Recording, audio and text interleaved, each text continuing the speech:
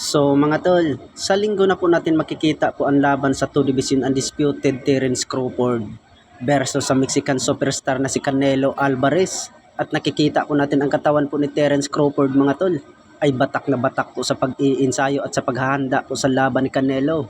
Samantala ay maraming nagsasabi mga tol na delikado daw itong si Canelo kay Crawford dahil po ay may lakas daw itong si Crawford. Pero sa tingin po ng karamihan mga tol ay hindi po madali para kay Crawford dahil po sa pag-akyat po ng 3 dibisyon para po sagupain niya itong si Canelo Alvarez. Bukod dyan ay may lakas talaga sana itong si Terence Crawford pero hindi po natin alam mga tol kung madala pa ba niya ang lakas sa welterweight division sa super middleweight division. Sa ngayon ay bumanat itong si Terence Crawford mga tol.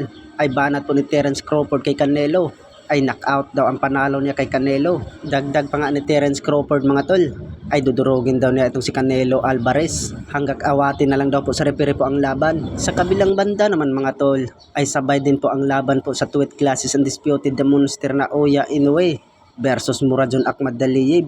Ngayong linggo na po natin makikita po ang kanilang laban. Nakataya po ang 4 na titulo po ni Naoya Inoue. Maraming nagsasabi mga tol na delikado itong si Naoya Inoue kay Muradjon Akhmadaliev dahil po ay matapang din itong si Muradjon Akhmadaliev mga tol. Bukod dyan ay sinabi na nga ni Muradjon Akhmadaliev na hindi daw siya pupunta sa bansang Japan para lang daw magpapatalo kay Naoya Inoue at magpabugbog kay Naoya Inoue.